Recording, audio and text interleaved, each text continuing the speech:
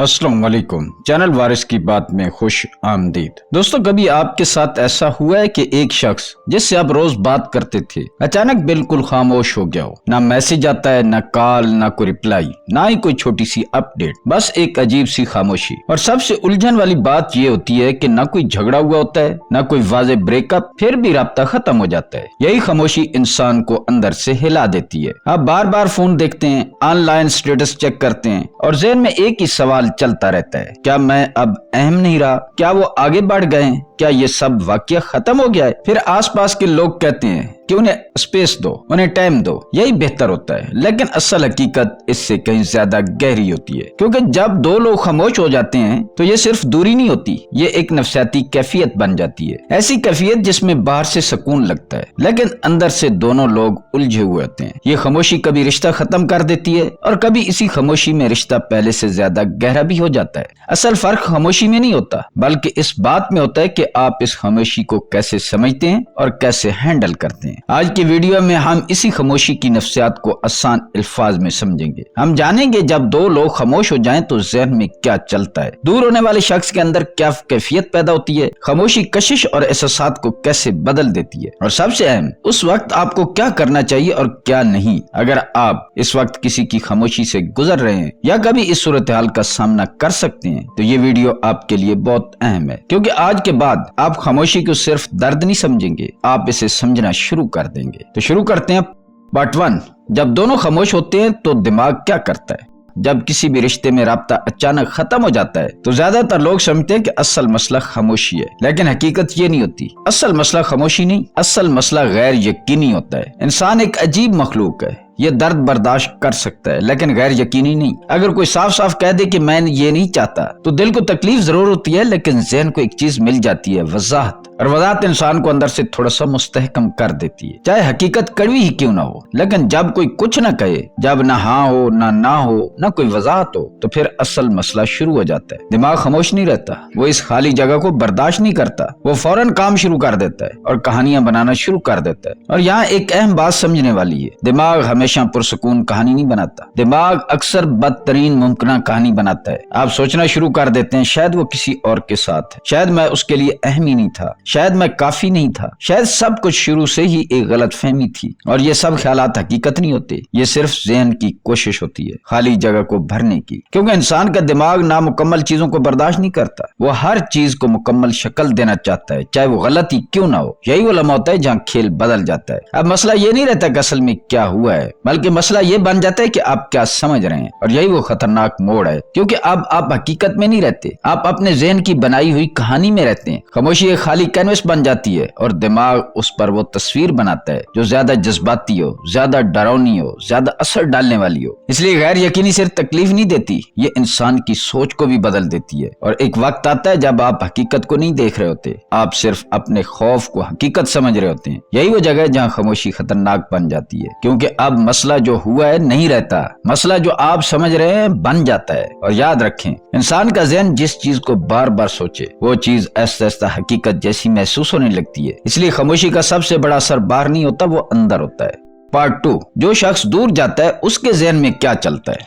अक्सर लोग ये समझ लेते हैं कि जो शख्स दूर जाता है उसे शायद कोई फर्क नहीं पड़ता, उसके जज्बात खत्म हो चुके होते हैं और वो आसानी से आगे बढ़ गया होता है। लेकिन हकीकत इसके बिल्कुल उल्ट होती है। ज्यादातर लोग जो दूरी इख्तियार करते हैं वो भेस नहीं होते, बल्कि वो अक्सर जज्बात से ज्यादा ओवरवेल्मेड होते हैं। यही वजह है कि वो फासले को एक तरह की हिफाजती दीवार के तौर पर इस्तेमाल करते हैं। जब जज्बात बढ़ने लगते हैं, जब रिश्ता गहरा होने लगता है, जब वाबस्तगी वाज़ेह होने लगती है, तो कुछ लोग पीछे हट जाते हैं। ये कोई फैसला नहीं होता हमेशा, ये एक खुदकार रद्द-ए-अमल होता है। क्यों? क्योंकि जज्बात सिर्फ एहसास नहीं लाते, वो साथ में जिम्मेदारी भी लाते हैं, वो कमजोरी भी दिखाते हैं और वो इंसान को इमोशनली एक्सपोज कर देते हैं। और हर शख्स इस सतह की कुर्बत के लिए तैयार नहीं होता, इसलिए वो फासले को एक हल समझ लेते हैं। वो सोचते हैं अगर थोड़ा दूर हो जाऊं तो शायद सब कुछ दोबारा काबू में आ जाए। और जब वो दूर होते हैं तो उन्हें एक अजीब सा सुकून महसूस होता है। उन्हें लगता है कि अब वो कंट्रोल में है, अब वो खुद को महफूज महसूस कर रहे हैं, अब जज्बात की शिद्दत कम हो गई है। लेकिन ये सिर्फ एक यकतरफा हकीकत होती है, क्योंकि जैसे ही आप भी खामोश हो जाते हैं, जैसे ही आप भी पीछे हट जाते हैं, तो सारा तवाज़ुन बदल जाता है। अब वो जो डिस्टेंस बतौर कंट्रोल इस्तेमाल कर रहा था, वही डिस्टेंस उसके लिए अनसर्टेनिटी बन जाता है। अब वो कंट्रोल में नहीं रहता, वो कंफ्यूजन में चला जाता है। शुरू में वो अपने आप को तसल्ली देता دیتا ہے وہ خود رابطہ کرے گا، ہمیشہ وہی کرتا ہے، یہ ایک assumption ہوتا ہے جو پہلے تجربات پر قائم ہوتا ہے، لیکن جیسے جیسے وقت گزرتا ہے اور کوئی رابطہ نہیں آتا، یہ یقین ایسے ایسے کمزور ہونے لگتا ہے، خاموشی لمبی ہو جاتی ہے اور دماغ سوال پیدا کرنا شروع کر دیتا ہے۔ پہلے ہلکے سوال آتے ہیں، پھر وہ گہرے ہو جاتے ہیں۔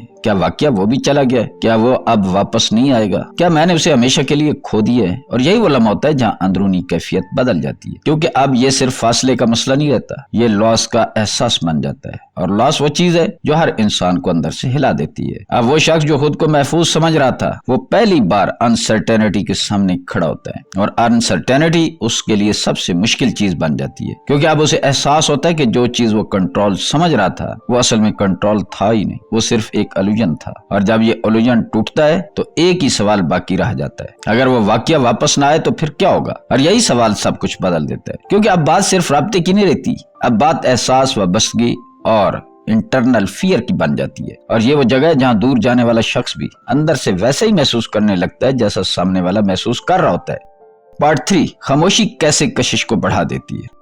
ایک بہت سادہ سی حقیقت ہے، لیکن زیادہ تر لوگ اسے سمجھ نہیں پاتے۔ جب آپ کسی کی زندگی میں ہر وقت موجود ہوتے ہیں تو آپ ایک خاص انسان نہیں رہتے، آپ ایک عادت بن جاتے ہیں، اور عادت کی سب سے بڑی خاصیت یہ ہے کہ وہ محسوس تو ہوتی ہے لیکن اس کی قدر کم ہو جاتی ہے۔ انسان کسی چیز کو روز دیکھے، روز ملے، روز محسوس کرے تو ایسا ایسا اس کے جذبات کی شدت کم ہونے لگتی ہے، لیکن جیسے ہی وہ چیز غائب ہو جاتی ہے تو دماغ کا رویہ بدل جاتا ہے۔ یہی وہ لمحہ ہوتا ہے جہاں کھیل مکمل طور پر پلٹ جاتا ہے۔ جب آپ موجود ہوتے ہیں آپ پریڈکٹیبل ہوتے ہیں، آپ ایکسیسیبل ہوتے ہیں، آپ ایک روٹین کا حصہ ہوتے ہیں، لیکن جب آپ غائب ہو جاتے ہیں تو آپ ایک سوال بن جاتے ہیں۔ اور انسان کی سائیکالوجی میں ایک بہت اہم چیز ہے، انسان جو سمجھنا ہے اس کے پیچھے جاتا ہے۔ اب وہ آپ سے بات نہیں کر رہا ہوتا، اب وہ آپ کو سمجھنے کی کوشش کر رہا ہوتا ہے، اور یہی وہ سٹل شفٹ ہے جو سب کچھ بدل دیتا ہے۔ آپ کی غیر موجودگی آپ کو کم نہیں کرتی، آپ کو ڈیفرنٹ بنا دیتی ہے۔ آپ اب روزمرہ کا حصہ نہیں رہے، آپ ایک میموری بن جاتے ہیں، اور میموری کبھی بھی خاموش نہیں رہتی، وہ واپس آتی ہے غیر متوقع وقت پر، غیر متوقع احساس کے ساتھ۔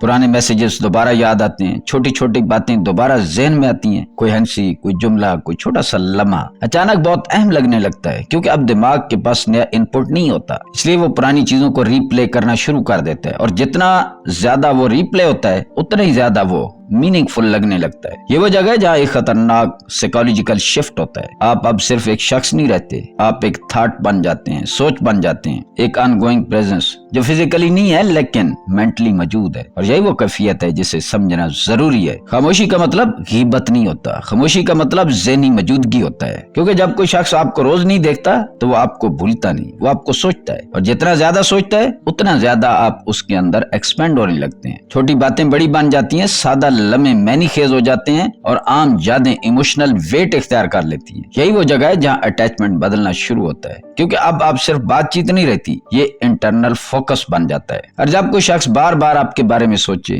بغیر کسی کنٹیکٹ کے تو وہ سوچ ایسے ایسے ایک لوپ بن جاتی ہے، اور یہی لوپ کشش کو بڑھاتا ہے۔ لیکن یہاں ایک بات سمجھنا ضروری ہے، یہ ہر بار لو یا ایموشن نہیں ہوتا، یہ اکثر انکمپلیٹ ایموشنل پروسیسنگ ہوتا ہے، یعنی کچھ ادھورا رہ گیا ہو، کچھ مکمل نہ ہوا ہو، کچھ سمجھ نہ آیا ہو، اور دماغ ادھوری چیزوں کو نہیں چھوڑتا، وہ انہیں کمپلیٹ کرنے کی کوشش کرتا ہے۔ اس لیے خاموشی ایک سائیکالوجیکل ٹریگر بن جاتی ہے، یہ آپ کو کام نہیں کرتی، یہ آپ کو ذہن کے اندر بہت زیادہ بڑا بنا دیتی ہے، اور یہی پیراڈاکس ہے، جتنا زیادہ آپ فزیکلی غائب ہوتے ہیں اتنا زیادہ آپ مینٹلی موجود ہوتے ہیں۔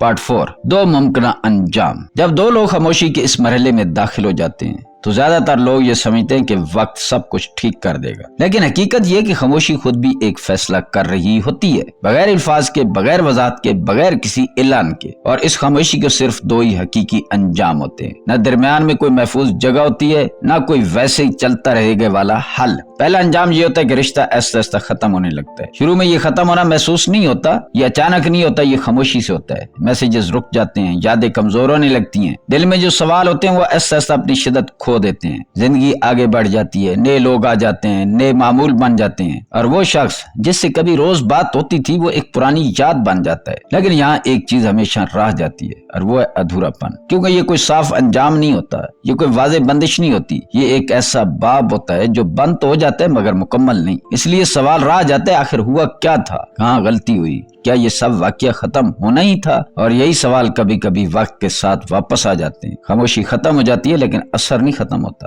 اب دوسرا انجام بھی اتنا ہی اہم ہے بلکہ زیادہ گہر۔ دوسرا انجام یہ ہوتا ہے کہ رشتہ ختم نہیں ہوتا بلکہ پہلے سے زیادہ مضبوط ہو جاتا ہے۔ یہ سننے میں عجیب لگتا ہے لیکن نفسیاتی طور پر بہت عام ہے، کیونکہ جب رابطہ ختم ہوتا ہے اور خاموشی لمبی ہو جاتی ہے تو جذبات باہر سے اندر چلے جاتے ہیں، اور جو چیزیں اندر چلی جائیں وہ زیادہ گہری ہو جاتی ہیں۔ انسان باہر کے رابطے میں معمولی جذبات دکھاتا ہے، لیکن جب وہی جذبات اندر آ جائے تو وہ یادوں، سوچوں اور احساسات کی شکل اختیار کر لیتے ہیں۔ اب ہر چیز زیادہ انٹینس لگنے لگتی ہے، ہر یاد زیادہ واضح ہو جاتی ہے، ہر لمحہ زیادہ معنی خیز بن جاتا ہے، اور پھر ایک وقت آتا ہے جب خاموشی ختم نہیں ہوتی بلکہ احساس بڑھ جاتا ہے۔ لیکن یہ بات سمجھنا ضروری ہے، یہ نتیجہ ہمیشہ نہیں ہوتا، یہ ہر تعلق میں نہیں ہوتا، یہ صرف ان رشتوں میں ہوتا ہے جہاں واقعہ کوئی ایموشنل ڈیپتھ موجود ہو، جہاں کچھ نہ کچھ حقیقی ہو لیکن وہ مکمل نہ ہو سکا۔ اور یہی وہ جگہ ہے جہاں خاموشی خطرناک بھی ہے اور طاقتور، کیونکہ خاموشی کسی بھی چیز کو واضح نہیں چھوڑتی، یہ ہر چیز کو ایمپلیفائی کر دیتی ہے، اور اسی لیے یہاں کوئی مڈل گراؤنڈ نہیں ہوتا، نہ آدھا تعلق بچتا ہے نہ آدھا ختم ہوتا ہے، یا تو ایسا سے ختم ہو جاتا ہے یا پھر جذباتی طور پر پہلے سے کہیں زیادہ